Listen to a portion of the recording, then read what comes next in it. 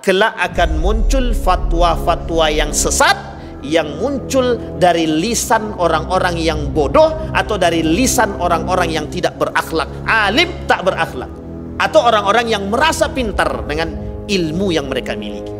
Sampai di sini paham ya Bapak Ibu ya? Itu yang akan kita hadapi di akhir zaman.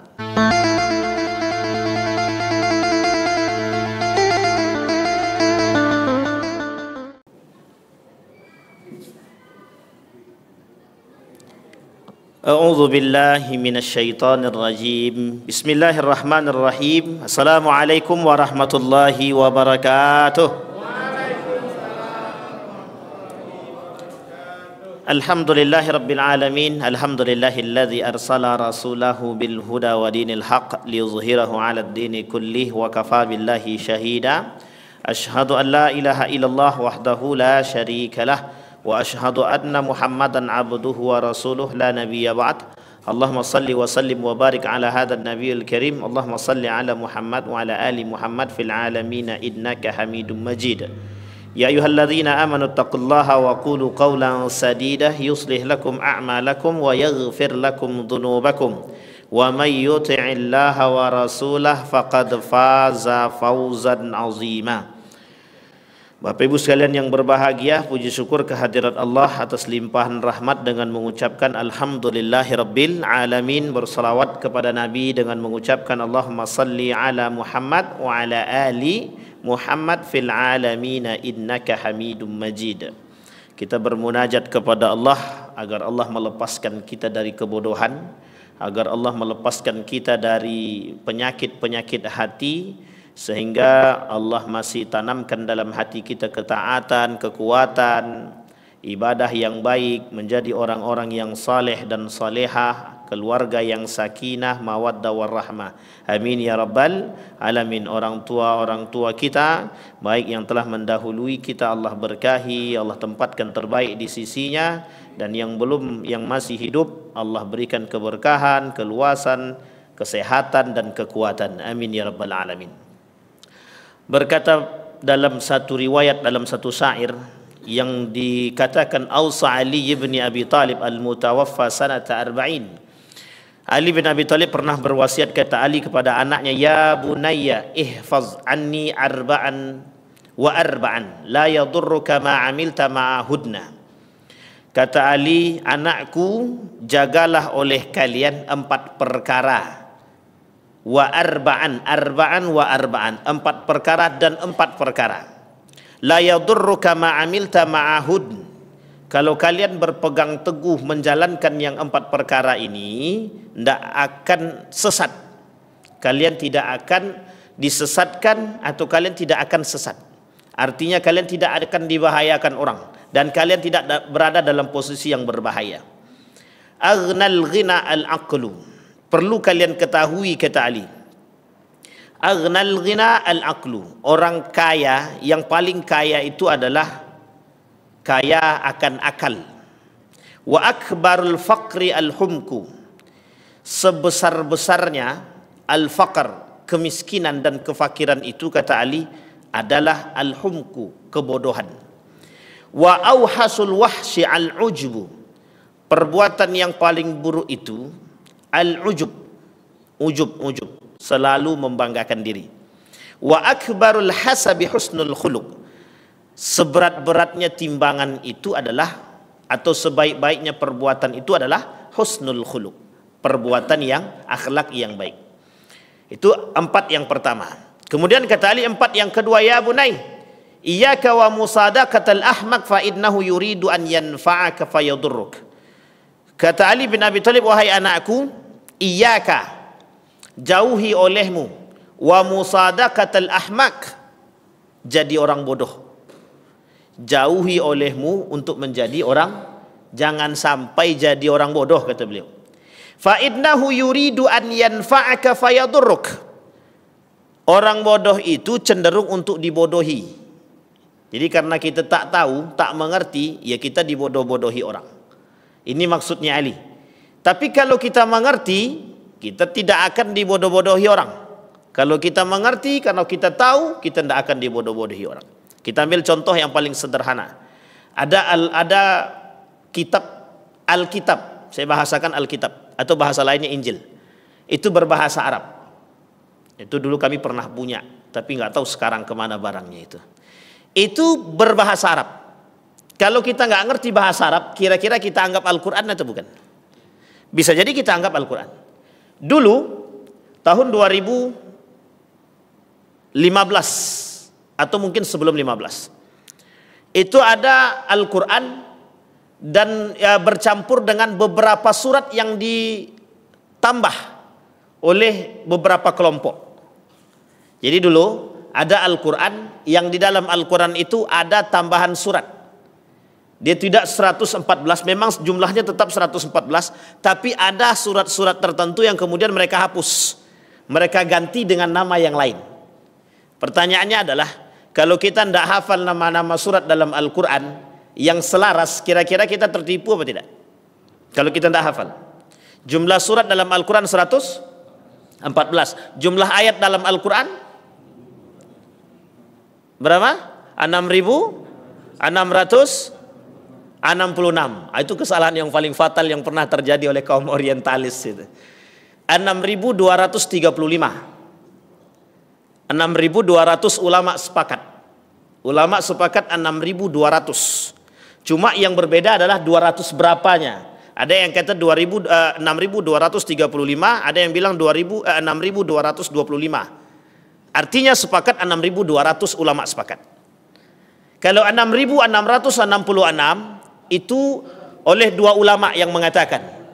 Ulama yang pertama Imam Nawawi Al-Bantani dalam kitabnya Tafsir Al-Munir. Itu Imam Nawawi Al-Bantani, orang kita, ulama dari Banten. Orang pintar, orang cerdas, orang yang sangat dihargai dan dihormati di Makkatul Mukarramah. Siapa namanya? Imam Nawawi Al-Bantani. Kata Imam Nawawi Al-Bantani, 6.666 itu bukan jumlah surat, bukan jumlah ayat secara huruf, secara angka. Tapi 6.666 itu secara makna. Kapan-kapan kita pelajari ulumul Quran itu sesuai dengan maknanya yang disebut 6.666. Banyak dulu, saya termasuk orang yang membantah 6.666. Tahun 2008 saya sudah bantah itu. Kita sudah tahu itu 2008 kita sudah bantah 6.666. Pernah kami temukan dari sejarah kerajaan Islam Melayu kalau saya tak salah. Dan kemudian pernah ditemukan dalam kerajaan Sriwijaya kalau tidak salah.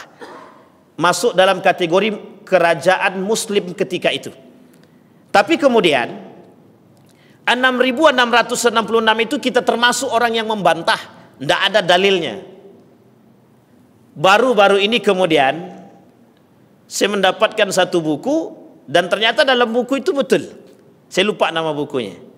Dan ternyata dalam buku itu 6.666 itu bukan tanpa sandar, bukan tanpa sandaran, bukan tanpa dasar. Itulah orang zaman dahulu, ternyata sudah mengerti jauh-jauh dulu dan ada dasarnya. Salah satunya Wahbah Zuhaili dalam kitabnya Tafsir Al-Munir sama. Wahbah Zuhaili dalam kitabnya Tafsir Al-Munir baru-baru ini meninggal, ulama kontemporer dalam permasalahan ulumul Al-Quran, ulumul Quran. Apa kata beliau? 6.666 itu secara makna, bukan secara angka gitu. Sampai sini paham ya, Bibi? Andai kata kita tidak tahu surat-surat itu, nama-nama surat itu kalau kita tidak tahu, tidak hafal, dan ketika mereka merubah, kira-kira kita termasuk orang yang tersesat atau tidak? Bisa jadi kita tersesat. Dalam surat Taubah, surat At-Taubah itu kata para ulama lebih dari 15 nama. Surat Al-Fatihah itu memiliki nama lebih dari 7 nama. Itu surat Al-Fatihah. Surat Al-Ikhlas itu lebih dari 10 nama. Namanya surat Al-Ikhlas itu lebih dari 10. Nama surat At-Taubah lebih dari 15. Nama surat Al-Fatihah lebih daripada 7. Dan beberapa surat yang lain. Termasuk ada namanya surat Al-Hujurat. Ada nama lain daripada surat Al-Hujurat. Kalau kita tidak tahu, kira-kira kalau anggaplah kita ini tidak tahu, tiba-tiba surat Al-Fatihah diganti suratu Sab'a Mathani. Kira-kira kita katakan sesat atau tak sesat? Tiba-tiba kita dapat Al-Quran, judul surat pertama itu bukan Al-Fatihah, tapi Sab'al Mathani gitu deh. Kira-kira itu Bapak Ibu sesat enggak kita itu? Kitabnya mungkin tidak sesat, kita menyesatkan orang. Ini yang mencetak nih sesat nih gitu. Ternyata memang nama lain daripada Al-Fatihah itu ada namanya Sab'al Mathani. Nah, begitu juga surat-surat yang lain. Nah, di sini kemudian kita perlu kata Imam Ali bin Abi Thalib, perlu kecerdasan. Hal yastawil ladzina ya'lamuna wal ladzina la ya'lamun, enggak akan sama, Pak. Orang beribadah dengan tahu, orang beribadah mengerti dia, berilmu dia dalam beribadah dengan orang yang tidak berilmu dalam beribadah itu tidak sama. Sangat jauh berbeda. Orang tidak ngerti kalau sholat tarawih itu nih kita ambil contoh yang paling sederhana. Kita ambil contoh yang paling sederhana. Dulu perdebatan tarawih itu, sholat tarawih itu perdebatannya sengit. Sampai-sampai mau bawa parang. Yang bawa parang tuh tidak ada yang sholat tarawih sama sekali tuh. Ini di Jawa. Serius, Pak. Karena apa? Karena sama-sama nggak mengerti. Yang satu pengen 11, yang satu pengen 23. Padahal kedua-duanya itu ada dalilnya. Yang 11 pegang dalil, yang 23 pegang dalil. Kedua-duanya saling menyalahkan. Tapi ketika menyalahkan, dipertanyakan mereka tidak sholat tarawih itu. Yang pegang 23 sholatnya 11. Yang pegang 11 kadang dia sholat, kadang tidak. Sampai sini paham ya? Karena apa? Karena ketidaktahuan tadi. Kita ambil contoh yang lain. Musik yang lagi viral. Saking ingin membenarkan antara satu dan yang lain, dan kekurangan bacaan misalkan, itu menyebabkan terjadinya miskomunikasi. Yang satu menganggap betul, yang satu berusaha untuk membetulkan. Artinya ada hal yang terjadi namanya diskomunikasi atau miskomunikasi. Sampai di sini paham ya? Apa penyebabnya? Ilmu. Penyebabnya ilmu. Makanya kalau Bapak Ibu tiba-tiba sholat, ada orang baru datang ke sholat di tempat Ibu atau tempat Bapak ini, tiba-tiba model mohon maaf, tiba-tiba dia sholat Allahu Akbar, yang tadinya lipat tangan tiba-tiba turun tangannya ke bawah. Nggak usah kaget. Dua mazhab, satu Syiah, yang satu lagi Maliki. Begitu modelnya. Kalau kita nggak ngerti, kita mesti menyalah-nyalahkan orang. Itu mesti, Pak. Sesat nih, mesti sesat nih.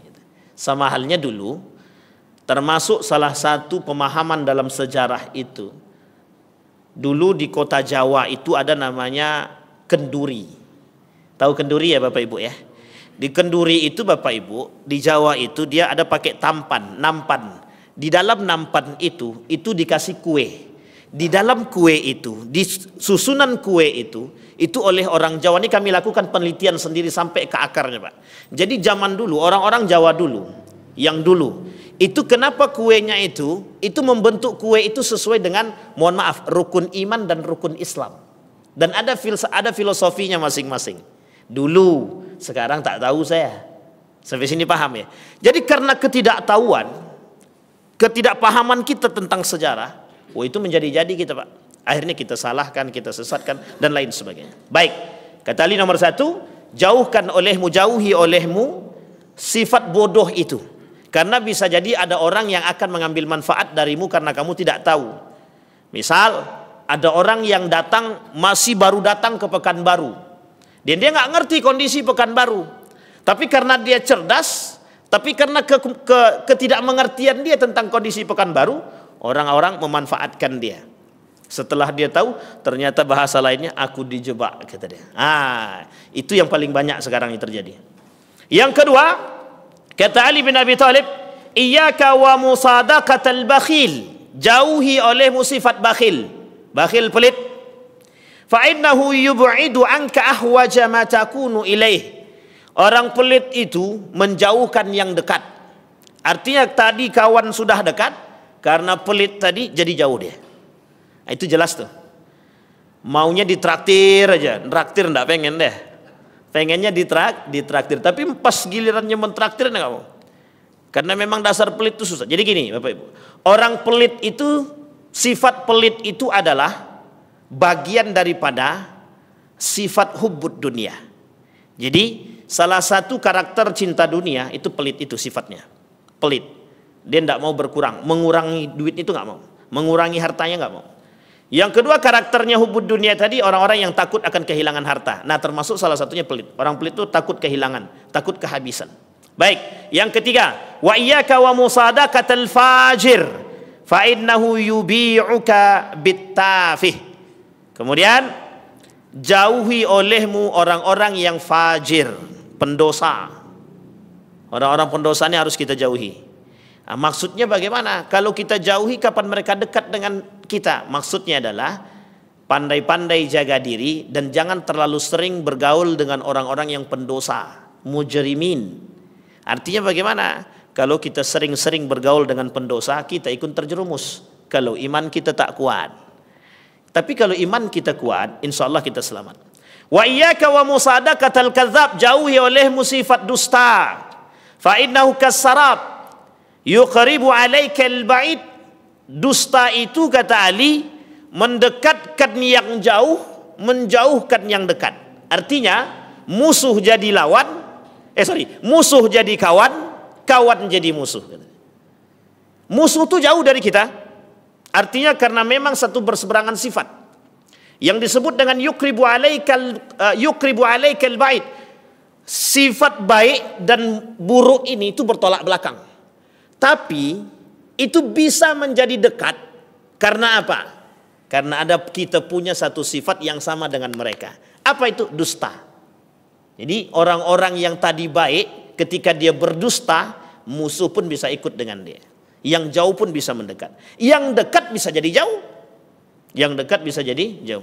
Apa kaitannya dengan kajian terakhir kita pada hari ini tentang ulama su? Dua, Pak, poinnya. Poin pertama adalah ilmu. Poin kedua adalah dusta. Poin pertama adalah ilmu. Orang berilmu itu adalah orang yang kemudian dicintai. Orang yang berilmu itu adalah orang yang dicintai oleh Allah. Kenapa demikian? Karena Allah sebut dalam Al-Quran ulul albab, berilmu. Berilmu dengan apa? Dengan iman. Dia menghiasi ilmunya dengan iman dan takwa. Dia hiasi ilmunya dengan iman dan akhlak. Tapi bagaimana kemudian dusta? Dusta adalah sifat atau karakter daripada ulama su. Dusta adalah sifat ataupun karakter daripada ulama su. Nah, baik, kita akan selesaikan ulama su ini biar tidak tergantung. Ini memang kajian ulama su ini memang begitu, Pak. Harus dinikmati. Kalau tak dinikmati memang tak ada nikmatnya sama sekali. Bawaannya susah, suuzon aja. Tapi kalau kita tak suzon susah juga. Itu yang menjadi masalah. Baik, kemarin kita sudah selesai sampai nomor 7. Sombong dipermainkan nafsunya. Baik, dalam kitab Bidayatul Hidayah, orang-orang yang disebut dengan ulama su itu, mereka yang sombong. Sombong karena dipermainkan oleh, jadi sifat sombongnya muncul karena nafsunya. Tapi bisakah begitu? Bisa. Ini kita ambil contoh, Pak. Kita ambil contoh. Dulu kita kasih contoh juga. Profesor itu agak sulit duduk dengan yang gelar S1. Bapak Ibu boleh lihat, itu strata tempat duduk itu berbeda, Pak. Kalau dia masih S1, sarjana, itu tempat duduknya berbeda dengan profesor. Dan profesor nggak akan nyambung dia berbicara dengan S1. Sampai sini paham? Apa kesombongan yang muncul dalam diri orang-orang pintar, orang-orang cerdas tadi? Karena mereka menganggap diri mereka lebih cerdas daripada orang-orang yang bergelar S1. Sampai di sini paham ya, Bapak? Seharusnya tidak begitu. Mau dia gelar S1, mau dia tak ada gelar, mau dia S2, mau dia S3, itu kiblatnya masjid. Kita tengok masjid. Siapapun yang masuk ke dalam masjid ini, Pak, mau gelar S1, tidak bergelar, kaya, miskin, pejabat atau bukan pejabat, sama, Pak. Di hadapan Allah cuma satu, Pak, iman ataupun takwa. Tergantung. Orang yang tidak bergelar bisa lebih takwa atau tidak? Bisa. Makanya Allah sebutkan akram, sebaik-baiknya orang itu di hadapan Allah itu bukan karena ilmu dan gelarnya, Pak. Tapi karena apa? Kemuliaan. Tapi ada orang yang lebih orang yang lebih mulia di hadapan Allah selain dengan takwanya, tapi dengan ilmunya. orang yang berilmu bertakwa itu jauh lebih mulia ketimbang orang yang tidak berilmu bertakwa. Misal, orang ini tak berilmu tapi dia bertakwa. Di hadapan Allah dia mulia. Tetapi ada orang yang lebih mulia daripada orang itu, yang berilmu dan bertakwa. Sehingga Bapak Ibu bahasanya sederhana. Itu yang kemudian pernah kita jadikan sebagai patokan. Semakin padi semakin tinggi semakin merunduk. Ini apa namanya? Peribahasa. Ini yang kemudian dipakai oleh semua orang. Yang kedua, pohon kelapa, tunas kelapa, di mana dilempar mesti hidup. Yang kemudian dijadikan apa? Simbol pramuka. Artinya filosofi itu sudah betul. Di dalam agama begitu. Kata agama, jadilah manusia yang rendah hati. Kesombonganmu yang membuat dirimu tidak rendah hati. Sekarang masalahnya sombong ini apa? Siapa yang mempengaruhi dia bisa melakukan kesombongan? Nafsu dia. Saking bernapsunya dia ingin mengatakan bahwa diri dia alim. Sampai sini paham Bapak Ibu? Sehingga dikatakan oleh Nabi dalam kitab Asnaful Maghrurin. Dalam kitab Asnaful Maghrurin itu disebutkan begini. Orang yang berilmu tapi tak bertakwa, kata Nabi, lam yanfa'uhu bi ilmihi. Dia tak akan pernah bermanfaat dengan ilmunya. Oh, begitu. Ya. Karena sesungguhnya yang membuat bermanfaat itu adalah akhlak dia dan iman dia. Orang rendah hati itu beriman dan berakhlak, berilmu tapi rendah hati dia. Tidak nampak dia profesor, tidak nampak dia orang berilmu itu, tidak nampak, biasa saja. Kita punya banyak contoh, beberapa ulama kita itu ada yang seperti itu. Kita tidak, kayaknya biasa saja, ternyata punya ilmu yang tinggi, bagus. Nah itu yang seperti itu yang kita harus ambil ilmunya dari mereka. Pernah disampaikan oleh guru kita di sini, dan saya pernah datang ketika itu dalam kitab Mau'izatul Mu'minin. Siapa beliau yang menyampaikan itu? Syekh Maulana. Kata beliau menyampaikan demikian dalam kitab Mau'izatul Mu'minin, kata beliau. Yang diambil ilmu dari orang-orang seperti apa? Yang tinggi ilmunya tapi rendah hatinya. Yang tinggi ilmunya tapi bagus akhlaknya. Itu yang kemudian menjadi persoalan kita hari ini.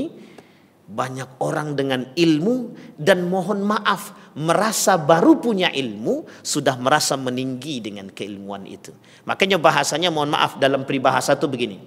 Fala takun kaddukhan ya'lu bi nafsihi ala tabaqatil jawi wa huwa wadi.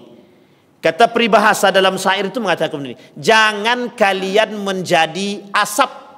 Asap itu dia orang bawah, dibakar di bawah, tapi meninggi terus. Nah inilah peribahasa asap. Fala takun kaddukhan, jangan seperti asap. Asap itu kan naiknya ke atas. Tapi jadilah seperti matahari ataupun bulan. Ala safahatil ma' wa huwa rafi'.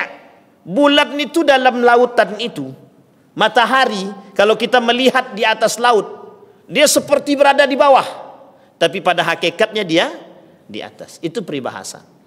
Nah sehingga di akhir zaman itu bahasanya oleh bahasanya Nabi raf'ul jahalah. Raf'ul alim wa baqa'ul jahalah. Artinya begini kata para ulama.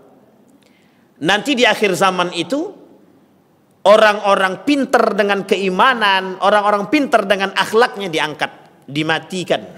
Orang baik itu dimatikan dengan ilmunya. Orang cerdas, orang baik dengan akhlak itu dimatikan. Yang tersisa adalah orang-orang mengaku pintar, orang-orang bodoh yang tersisa. Sehingga kata Nabi dalam hadisnya, orang-orang yang bodoh dan yang mengaku pintar ini, mereka membuat fatwa. Dan fatwa ini yang kemudian dipegang oleh mereka, oleh makhluk-makhluk, oleh manusia. Artinya apa? Kelak akan muncul fatwa-fatwa yang sesat, yang muncul dari lisan orang-orang yang bodoh, atau dari lisan orang-orang yang tidak berakhlak, alim tak berakhlak, atau orang-orang yang merasa pintar dengan ilmu yang mereka miliki. Sampai di sini paham ya Bapak Ibu ya. Itu yang akan kita hadapi di akhir zaman. Makanya bahasanya dari dulu kita sampaikan, wa minan nasi may yu'jibuka qauluhu fil hayatid dunya. Kita berharapnya apa?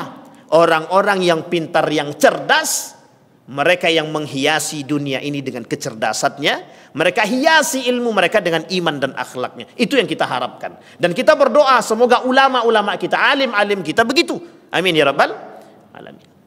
Maka salah satu dalam aspek sejarah itu, pada masa Turki Utsmani, pada masa Daulah Abbasiyah, kita ambil pada masa Daulah Abbasiyah di akhir kepemimpinan Daulah Abbasiyah. Ini dalam sejarah biar Bapak Ibu tahu.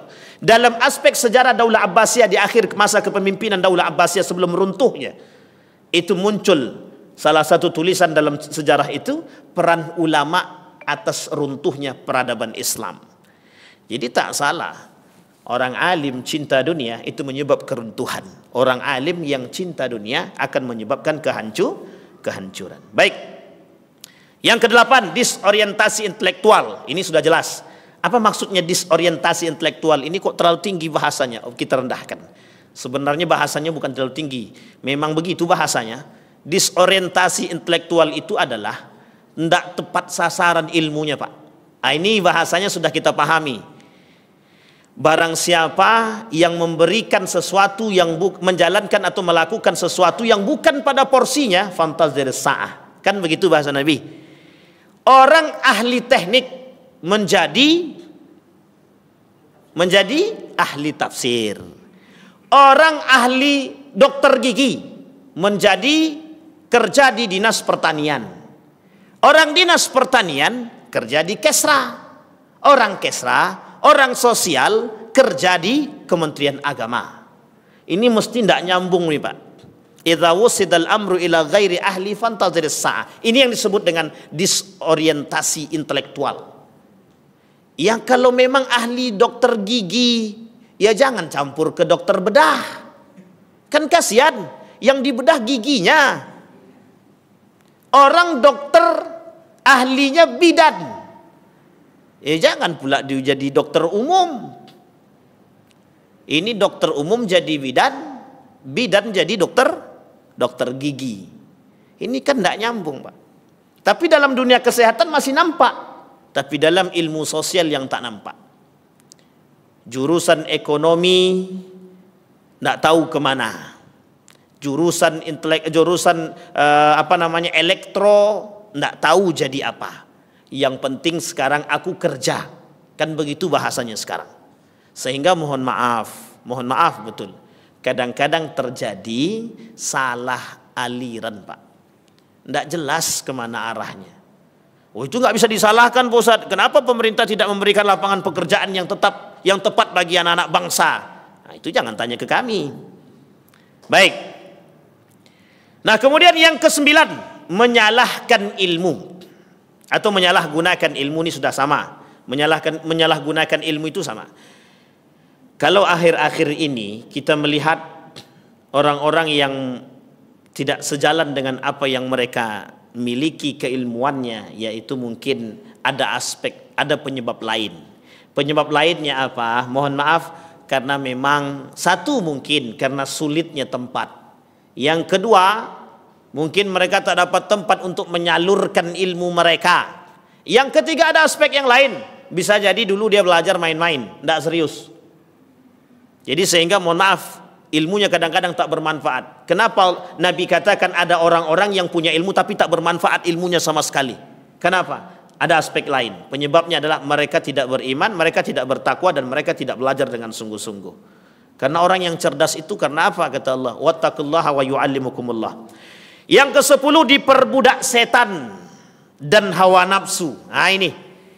Ada ulama-ulama kata Nabi, di akhir zaman itu mereka diperbudak oleh setan. Nah, ini bahasa lainnya, Pak, dalam bahasa kasarnya disebut dengan penyembah setan namanya. Penyembah setan. Penyembah setan itu bukan seperti yang kita pahami menyembah setan kita sembah. Bukan. Ada orang yang berilmu, ini bahasa gaulnya disebut dengan satanic verse. Itu dalam ekonomi disebut dengan satanic finance namanya. Oh, ini dulu pernah terjadi. Penyembah ini banyak. Jadi begini bahasanya Pak. Dalam intelektual disebut, dalam bahasa akademik disebut begini. Orang yang menyembah, jadi ilmu yang mereka dapat, itu ilmu yang mereka tujukan untuk mendapatkan dunia. Jadi terserah mau cara yang mereka dapatkan dunia ini halal ataupun haram, itu mereka nggak pikirkan. Disinilah yang disebut dengan memperturutkan hawa nafsu, diperbudak oleh hawa nafsu. Kenapa? Karena mereka, kami sudah belajar, ini ada bahasa nih, mohon maaf ada bahasa. Dan saya mendengar langsung, kami sudah belajar kedokteran itu. 4 tahun, tambah 4 tahun, 8 tahun kami belajar kedokteran. Yes. Ini bahasa kawan saya. Dan saya mendengarkan langsung. Apa kata dia? Wajar dong kalau kami gajinya besar. Saya bilang, begitu ya. Sampai di sini paham maksud saya Bapak Ibu ya. Jadi, salahkah kalau kami berharap gaji besar? Ya tak salah. Tapi kalau itu menjadi orientasi setiap orang yang belajar, maka disitulah yang disebut dengan pragmatisme. Rendahnya. Apa yang rendah? Harga orang-orang yang berilmu. Mereka berilmu untuk mencari dunia mereka. Karena bahasa orang tua dulu begitu. Kau mau sekolah apa? Pesantren. Nggak akan bisa kerja. Paling jadi muazin. Begitu Pak, bahasa orang tua zaman dulu. Oh, anakmu mau masuk pesantren. Mau masuk pesantren mau jadi apa? Paling juga tukang baca doa nanti. Sehingga sekolahkanlah anak kemana-mana. Ketika disekolahkan anak kemana-mana, orientasinya apa? Biar dapat kerjaan. Orientasinya apa? Biar dapat pendapatan. Pendapatan yang kecil apa besar? Yang besar. Sehingga mohon maaf, yang terjadi dalam pola pikir anak-anak zaman sekarang begitu. Kita ambil contoh Bapak Ibu. Ada seorang wanita, dia lulusan apoteker. Dia ditawarkan untuk menjadi seorang pekerja di salah satu apotik. Apa jawaban dia kepada apotik tersebut? Anda berani gaji saya berapa? Kata apotik tadi, kami berani gaji Anda 3 juta. Apa kata dia? Kecil sekali dengan gaji begitu.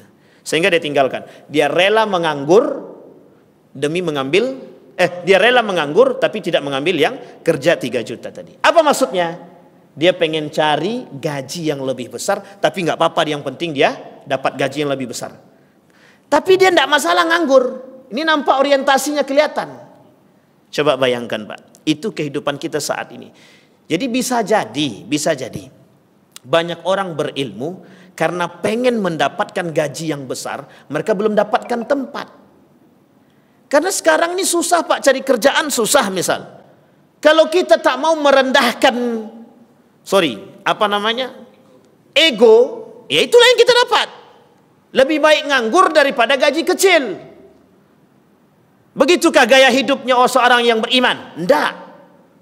Gaya hidup seorang yang beriman itu adalah di mana dia ditanamkan, di situ dia bisa hidup karena keimanan dia, bukan karena hartanya. Itu yang kadang-kadang saat ini kita harus merubah pikir Pak. Kata guru saya Profesor Dr. Hamid Fahmi Zarkasi, banyak orang berilmu saat ini seperti itu. Karena mereka merasa diri mereka dengan ilmu mereka, kalau ditempatkan tempat yang kecil mereka nggak akan hidup. Artinya kalau mereka tidak hidup, buat apa mereka mempelajari agama? Mereka nggak yakin dengan Allah. Sampai di sini paham ya Bapak Ibu? Ini yang disebut dengan diperbudak oleh syaitan dan diperbudak oleh hawa nafsu. Karena yang berbicara dalam diri mereka adalah syaitan. Yang berbicara dalam diri mereka adalah hawa nafsu. Pokoknya kau keluar dari sekolah STPDN wajib jadi camat. Pertanyaannya adalah kok cuman camat? Kenapa nggak jadi bupati sekali? Kenapa nggak jadi presiden sekalian? Sampai sini paham ya? Orientasinya sudah begitu. Makanya jangan disalahkan ketika muncul generasi-generasi yang tidak mengenal agama, itu nggak usah kita salahkan Pak. Karena apa? Karena memang agama itu dari pendidikan kita mau dihapuskan atau mau dihilangkan. Artinya secara perlahan pendidikan keagamaan mulai dikurangi. Dulu zaman kami dikurangi, dulu 4 SKS dijadikan 2 SKS. 2 SKS dikurangi jadi ekstrakurikuler. Siapa yang mau ikut, yang tidak mau ikut sudahlah. Gitu bahasanya Pak. Apa yang kita harapkan saat ini? Munculnya ulama-ulama orang alim yang saat ini bermunculan, tapi orientasinya adalah dunia. Itu karena sebab dampaknya, kata Profesor Said Naqib Alatas, disebabkan oleh lemahnya pendidikan agama yang kita berikan kepada mereka. Jadi nggak bisa disalahkan Pak, memang begitu modelnya Pak. Kata guru saya, jadilah alim, jadilah ulama yang intelek, bukan intelek yang mengerti agama. Karena kalau intelek yang mengerti agama, dia jual beli itu Pak, agama itu Pak. Tapi kalau orang yang beragama, orang yang alim, kecil kemungkinan dia menjual agama itu. Maka orang alim wajib intelek. Orang intelektual harus juga menjadi orang yang alim, asalkan dia mampu mengkontrol dirinya. Baik, itu yang ke-10. Kemudian yang ke-11, ini agak berat sedikit bahasa ini Pak. Membela penguasa yang zalim. Ini agak susah dikit membahasakan ini. Tapi dalam tulisannya begitu ya. Saya tinggal baca saja Bapak Ibu. Kata Nabi oleh para ulama dalam tulisan itu, akan muncul satu masa orang-orang yang alim tapi mereka ikut kepada penguasa. Penguasa yang seperti apa? Penguasa yang zalim. Saya tak mau ambil contoh Pak. Saya tak mau mencontohkan. Karena Bapak Ibu semua sudah paham tanpa harus dikasih contoh. Kenapa saya katakan sudah paham tanpa harus dikasih contoh? Itu yang kemudian kita nampak. Itu yang kemudian ditampakkan oleh Allah hari-hari ini Bapak Ibu. Akhir-akhir ini. Makanya mohon maaf, yang berada di sekeliling para penguasa, ulama yang berada di sekeliling para penguasa yang zalim, cuma dua tugas mereka Pak. Merubah mereka atau mereka yang terjerumus. Ulama-ulama yang berada di sekitar para penguasa sangat diharapkan. Para ulama sangat diharapkan berdampingan dengan penguasa. Apa tujuannya? Satu, merubah mereka. Kalau penguasa zalim, mereka kasih batasan. Mereka nasihati mereka.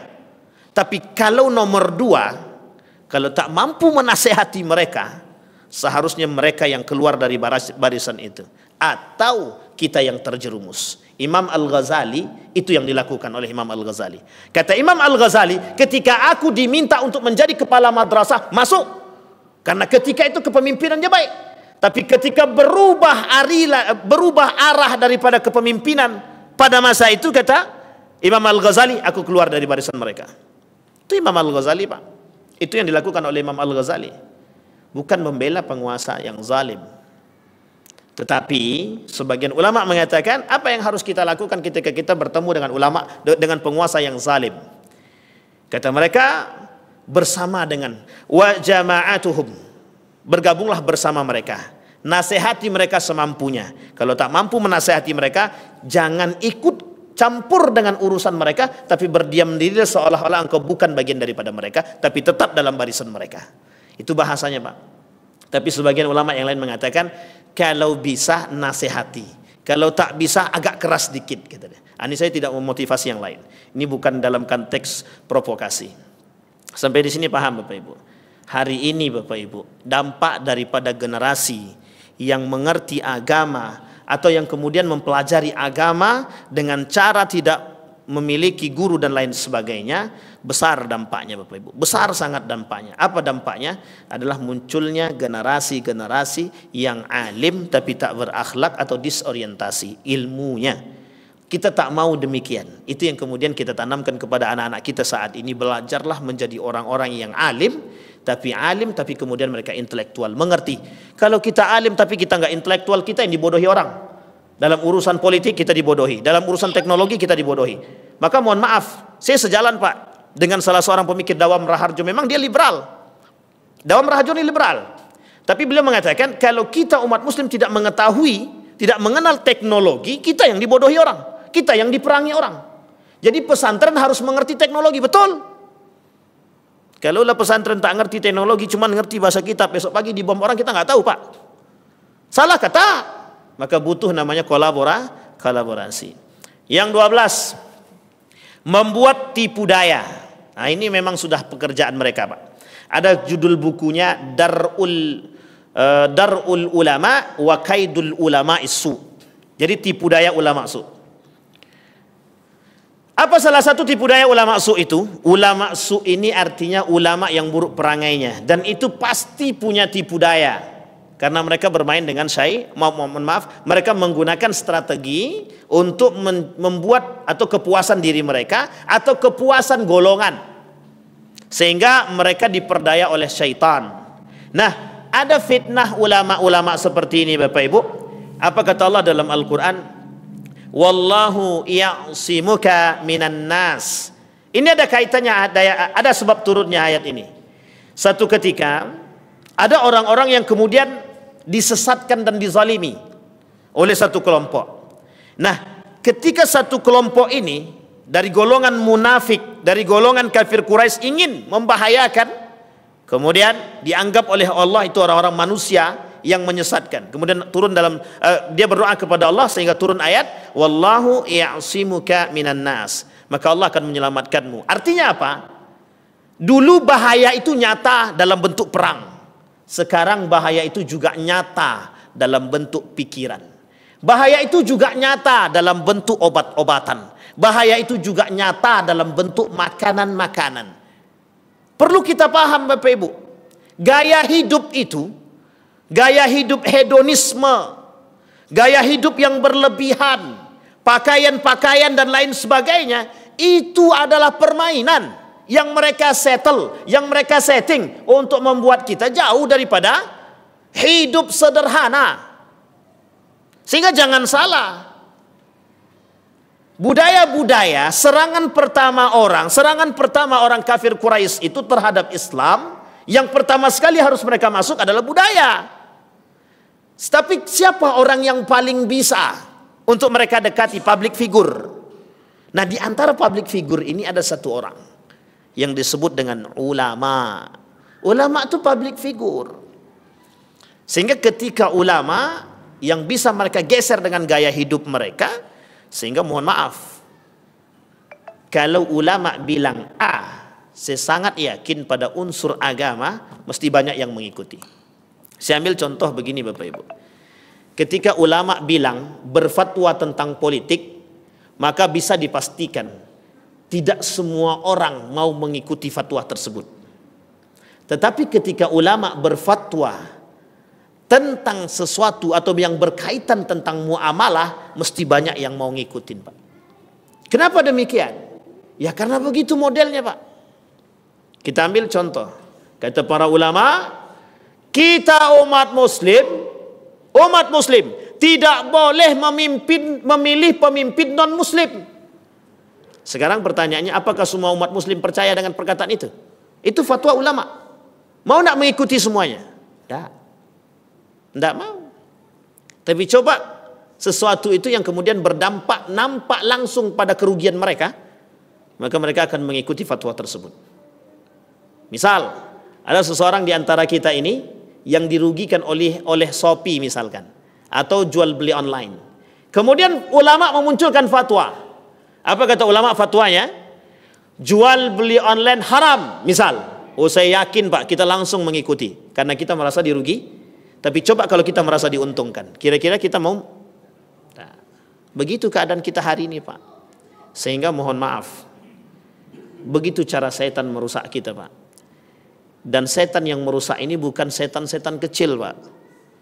Kelasnya Yahudi dan Nasrani, Pak, yang merusak kita. Jadi ulama-ulama kita, mohon maaf, mereka-mereka yang sudah menikmati, tapi kita tidak perlu khawatir karena kita masih punya banyak orang-orang yang beriman, berilmu dengan iman dan akhlaknya. Ketika orang-orang yang pintar dan cerdas, yang alim, itu mereka sudah diperbudak oleh harta, diberikan beasiswa, diberikan bantuan yang sekian rupa, itu mohon maaf, nggak akan mungkin mereka mengatakan orang-orang seperti itu sesat, itu nggak mungkin. Kita ambil contoh, seorang yang alim, ini kita ambil contoh yang paling nyata. 2 hari yang lalu teman saya mengirim satu caption di Facebook itu. Ada seorang ulama dianggap alim karena cerdas dan bergelar profesor, tinggal di Amerika. Tinggalnya di Amerika. Apa kata beliau dalam tulisan dia? Al-Quran itu bukan perkataan Allah tapi perkataan Nabi. Oh, ini bahaya, Pak. Atau Al-Quran itu perkataan Jibril. Itu bahaya, Pak. Yang ngomong tuh profesor, Pak. Saya yakin kita mudah mengiyakan perkataan itu. Kenapa? Karena gelarnya profesor. Sehingga kata kawan saya bantahwan. Turunlah satu buku judulnya Membuktikan Al-Quran bukan kalam Nabi tetapi kalam Allah. Dan itu berat, Bapak Ibu. Kalau masuk dalam dunia perkuliahan, Anak-anak kuliah zaman sekarang paling mudah otaknya dicuci. Kenapa? Karena mereka merasa ini dunia mereka dan ini gaya hidup mereka. Oh, ini berat, Pak. Kalau sudah tercuci, ini kita ambil contoh Bapak Ibu, sederhana. Beberapa hari yang lalu, seorang ibu ngeluh dia. Anakku tidak mau sholat lagi, Ustaz, katanya. Apa kata dia? Aku sholat, Ma, tapi kan itu urusan aku pribadi. Iya juga gitu. Sehingga lemah kita, Pak. Lemah kita. Kenapa kata mereka? Kenapa ente tiba-tiba begitu? Bukannya ente dulu lulusan pesantren? Apa kata jawaban anak tadi? Sekali-sekali berikan kebebasan kepada kami yang harus berpikir. Hingga akhirnya apa? Dia tidak sholat, Pak. Ternyata sholatnya apa kata dia? Saya sholat dengan hati gitu. Oh gitu. Dia nggak sholat dengan gerak seperti kita, tapi sholatnya dengan hati. Coba Anda Bapak Ibu bayangkan. Dalilnya apa? Lisan, Pak. Arti sholat itu apa? Zikir. Zikir itu di mana tempatnya? Di sini. Coba kalau kita ngomongnya begitu. Mesti orang tua akan katakan sesat. Tapi sejauh mana kita mampu mengatakan kesesatan itu? Pas dikasih videonya orang-orang cerdas yang berkata demikian dan bergelar itu, kira-kira kita juga runtuh atau tidak? Tergantung, Pak. Kalau kuat iman kita, kita bertahan. Kalau tak kuat iman kita, kita ikutan runtuh, Pak. Sampai di sini paham Bapak Ibu? Baik, itu kaidun, Pak. Kaidul ulama su. Begitulah tipu dayanya ulama su yang harus kita jauhi. Fa akhraja Rasulullah sallallahu alaihi wasallam ra'sahu minal qubbati faqala lahum ya ayuhan nas insarifu faqad asamani Allah. Wahai manusia, kata Allah, jauhlah kalian dari mereka. Siapa mereka di situ? Itu yang disebut dengan orang-orang yang berkata tapi tak menjalankan apa yang mereka katakan. Orang-orang yang berkata, orang-orang yang melemparkan ilmunya tapi mereka tak menjalankan dengan ilmu mereka. Karakter ulama su. Kabura maqtan 'indallahi an taqulu ma la taf'alun. Itu yang banyak terjadi hari-hari ini. Baik. Nah, kemudian yang terakhir, alhamdulillah, ini selesai. Yang terakhir, ini yang paling berat bahasanya Bapak Ibu. Tapi agak berat juga, menjilat penguasa. Ini bahasanya begitu Bapak Ibu. Ulama su, orang yang bergelar ulama dan intelektual yang menjilat penguasa, menjadikan kaum kafir sebagai teman karib serta mentafsirkan Al-Quran sekehendak nafsunya. Dengan bahasa Umar bin Khattab, mereka itu disebut dengan ulama su, adalah mereka yang munafik tapi berilmu. Nah, kalimat akhirnya Bapak Ibu. Inna akhwafa ma akhafu ala ummati munafikun alimul lisan. Yang paling aku takutkan, kata Umar bin Khattab, kelak di akhir zaman itu, yang disandarkan perkataannya kepada baginda Nabi Muhammad sallallahu alaihi wasallam, kelak yang paling kami takutkan, yang paling aku takutkan adalah orang alim, munafikun alimul lisan. Dia munafik tapi lisannya begitu cerdas, begitu pintar. Nah, kata Allah di dalam Al-Quran begini Bapak Ibu. Ini Allah yang bilang dalam Al-Quran. Apa kata Allah dalam Al-Quran? An idza sami'tum ayati. Kalau kalian mendengar ayat-ayatku, kata Allah, dibacakan oleh kaum-kaum munafik. Kemudian mereka yustahza'u bihi. Mereka mempermainkan ayat-ayat Al-Quran untuk kepentingan perut mereka, untuk kepentingan diri mereka, untuk kepentingan penguasa mereka, untuk kepentingan orang-orang terdekat dengan mereka. Apa kata Allah? Fala taq'udu ma'ahum. Jangan duduk bersama mereka. Kalau kita mengerti orang ini punya karakter yang serupa dengan apa yang kita sampaikan dan dia masuk dalam kategori manusia-manusia munafik, jangan duduk bersama mereka. Tapi kemudian Allah sampaikan, kalau kita masih duduk bersama mereka, idzan antum mithluhum. Jadi kalian akan menjadi bagian daripada mereka. Apa maksudnya? Satu kali mungkin kita tidak akan ikut perkataan dia.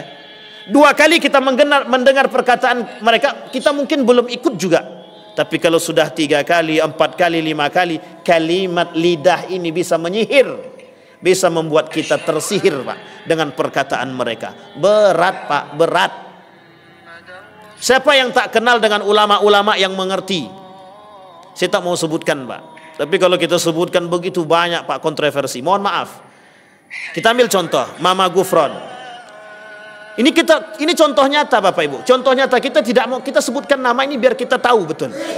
Betapa mudahnya kalimat itu menyihir bagi orang lain. Dia bisa berbicara dengan cacing, berbicara dengan mungkin itu pengalaman dia ketika dia di dalam kubur, ketika dia pernah dikubur. Itu mungkin pengalaman dia, berbicara dengan cacing, berbicara dengan hujan dan lain sebagainya. Tapi mohon maaf Bapak Ibu, jika kita mampu, jika kita bisa percaya dengan perkataan itu, dan kepercayaan kita didasari karena keimanan, faqad kafara. Betapa susahnya membedakan orang yang beriman dan orang yang bermain dengan jin dan syaitan. Mohon maaf Bapak Ibu. Bayangkan, itu kemudahan Bapak Ibu. Lisan bisa menyihir. Lisan bisa menyihir. Ade Armando, berapa banyak pengikutnya? Bapak Ibu boleh lihat berapa banyak pengikutnya. Bukan sedikit. Bahkan yang mengikuti dan membenarkan perkataan Ade Armando, Abu Janda itu bukan sedikit Pak. Banyak. Nabi-nabi palsu yang kemudian bermunculan bukan orang biasa, orang yang berilmu mengerti. Tapi mengapa mereka bisa tersihir dengan perkataan orang-orang seperti itu? Ini yang kemudian menjadi persoalan kita hari ini. Uniknya adalah bermunculan para alim, bermunculan orang-orang berilmu, tapi juga bermunculan orang-orang yang mohon maaf jahil. Maka wajar ketika Nabi mengatakan kelak di akhir zaman isinya adalah raf'ul alim wa baqa'ul jahil. Akan muncul orang-orang yang bodoh, orang-orang yang alim baik itu kemudian diangkat, dimatikan. Begitu kondisi kita hari ini Bapak Ibu. Nah, apa yang harus kita lakukan sebelum kita tutup? Apa sikap kita sebagai seorang yang beriman? Satu Bapak Ibu, jangan pernah berhenti belajar. Karena ilmu itu luas. Semakin berilmu pasti semakin bodoh. Kalau ada orang berilmu semakin merasa pintar, itu mesti bukan orang alim.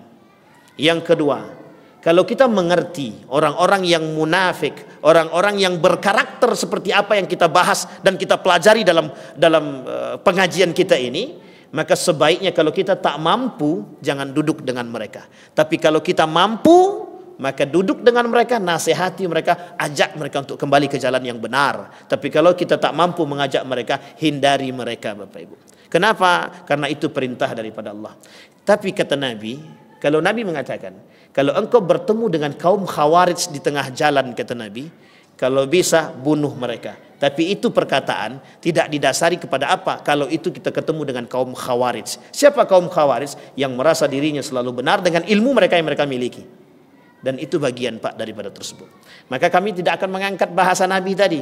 Yang terbaik untuk kita lakukan di negara kita saat ini adalah bagaimana kita mencoba menghindari orang-orang yang berbicara dengan ilmu mereka, mensihir kita untuk jauh daripada Allah Subhanahu wa taala. Dan yang terakhir, hiasi generasi-generasi kita dengan ilmu. Sesungguhnya yang akan menyelamatkan generasi kita selanjutnya adalah mereka.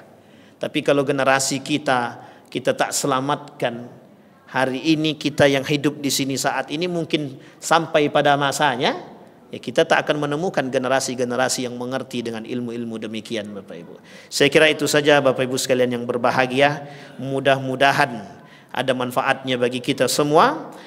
Kata seorang syair menuliskan dalam tulisannya mengatakan begini, kehancuran satu bangsa itu disebabkan kehancuran penguasa, dan kehancuran satu penguasa disebabkan oleh kehancuran seorang ulama. Jadi ulama hancur ulama, maka hancur penguasa maka hancur rakyatnya. Saya kira itu saja, mudah-mudahan bermanfaat bagi kita semua. Fa'tabiru ya ulil absar la'allakum tuflihun. Assalamualaikum warahmatullahi wabarakatuh.